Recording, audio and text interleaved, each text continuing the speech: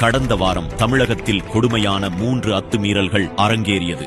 திமுகவின் கூட்டணி கட்சியான மனிதநேய மக்கள் கட்சியைச் சேர்ந்த தலைவரான தாம்பரம் யாக்கூப் பொது மேடையிலேயே மிக தைரியமாக பாஜகவின் மூத்த தலைவரான திரு எச் ராஜா அவர்களுக்கு கொலை மிரட்டல் விடுத்தார். தமிழ்நாட்டு அரசாங்கத்துக்கு நான் ஒன்று சொல்லுகின்றேன். எச் ராஜாவுக்கு 2 மணி நேரம் நீங்கள் பாதுகாப்பை விலக்கிக் கொண்டு என்று சொன்னால் அவர் எந்த மீடியாவுக்கும் பேட்டி கொடுக்க மாட்டார். அவர் எங்கே கொடுத்தாரோ அதேதான் இறுதியாக இருக்கும். எச் ராஜா அவர்களே, நாட்டில் எங்கும் நீங்கள் நடமாட முடியாது. திமுக மற்றும் திக ஆகிய கட்சிகளின் ஆதரவு பேச்சாளரான ஓவியா ஒரு குறிப்பிட்ட சமூகத்தினரை மிக கொச்சையாக தகாத வார்த்தைகளால் விமர்சித்தார்.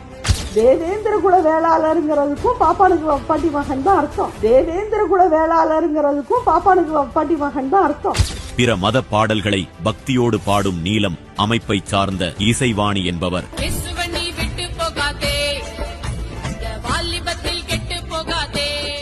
கோடான கோடி பக்தர்கள் சபரிமலைக்கு மாலை போட்டு விரதம் இருக்கும் இந்த வேளையில் சுவாமி ஐயப்பனை இழிவுபடுத்தும் விதமாக ஒரு பாடலை பாடியுள்ளார்.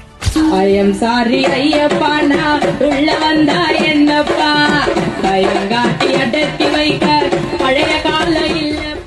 சமூக வலைதளங்களில் திமுகவையோ அல்லது பட்டத்து இளவரசர் உதயநிதியையோ விமர்சித்து ஒரு வார்த்தை பேசினால் கூட ஏவல் துறையை வைத்து கைது செய்து அவர் மீது குண்டர் சட்டம் வரை பாய செய்யும் இந்த திமுக அரசு தாம்பரம் யாக்கூப், ஓவியா, இசைவாணி போன்றோர் பொது மேடையிலேயே இவ்வாறு எல்லைகள் கடந்து பேசியும் இதுவரை எந்த நடவடிக்கையும் எடுக்காமல் இருப்பது கடுமையான கண்டனத்திற்குரியது. தமிழகத்தில் அச்சம் நிலவ வேண்டும், சமூகத்தில் பிரிவினையை உண்டாக்க வேண்டும் என்ற நோக்கோடு வெளிப்படையாக இவ்வாறு வன்மத்தை உமிழ்பவர்களை காப்பாற்றுகிறதா இந்த இந்து விரோத திமுக அரசு? துருப்பிடித்த இரும்பு கரத்திற்கு சொந்தக்காரரான முதல்வர் ஸ்டாலின் அவர்களே, உங்கள் ஆட்சியில் நடக்கும் கொடுமைகளையெல்லாம் மக்கள் கவனிக்கவில்லை என்று ஆணவம் கொள்ளாதீர்கள்.